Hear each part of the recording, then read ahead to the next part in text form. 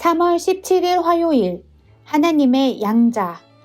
무릇 하나님의 영으로 인도함을 받은 사람은 곧 하나님의 아들이라. 너희는 다시 무서워하는 종의 영을 받지 아니하고 양자의 영을 받았으므로 우리가 아빠 아버지라고 부르짖느니라. 로마서 8장 14절에서 15절 말씀.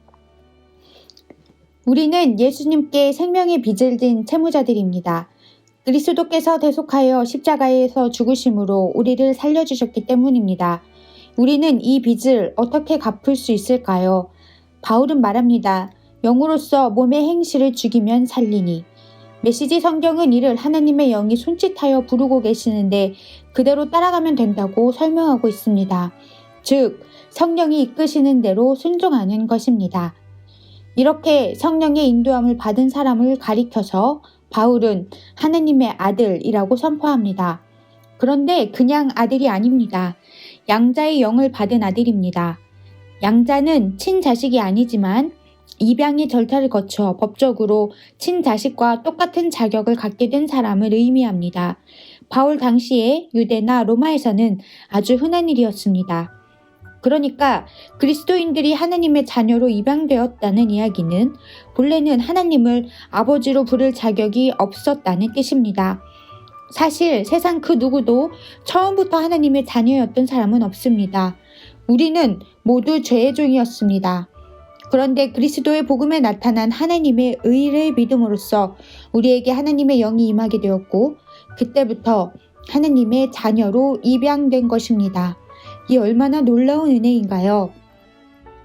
하나님의 양자로 입양된 사람들은 하나님을 아빠, 아버지라고 부릅니다. 이를 헬라어로는 아바 호 파테르라고 읽습니다. 아바는 데디, 파파, 아빠와 같이 어린 자녀가 아버지의 사랑을 절대 신뢰하며 친밀하게 부를 때 사용하는 호칭입니다. 이에 비해 파테르는 아이가 어느 정도 철이 들고 난 뒤에 사용하는 호칭입니다. 아버지가 자신을 위해 어떤 희생을 치러왔는지 알고 나서 존경과 감사를 표현할 때 사용합니다. 성령님이 손짓하여 부르시는 대로 따라가면 우리는 더 이상 빚진 자가 아니라 양자이며 또한 상속자입니다. 그렇기에 성령의 다스림과 인도하심을 받아들여야 합니다. 그리스도와 함께 영광을 받기 위하여 고난도 함께 받기를 두려워하지 말아야 합니다. 그리고 우리가 그렇게 할 수 있는 이유가 있습니다. 그것이 하나님이 오늘도 변함없이 우리의 구원을 위해서 일하고 계시기 때문입니다. 묵상 질문. 하나님을 아빠, 아버지라고 부르고 있습니까? 그 이유는 무엇인가요? 오늘의 기도. 나를 하나님의 자녀로 입양해 주셔서 하나님 나라의 상속자로 삼아주신 그 놀라운 은혜에 감사를 드립니다. 성령의 인도하심 따라 주님이 부르시는 그날까지 순종하며 믿음의 길을 걸어가게 붙들어 주옵소서.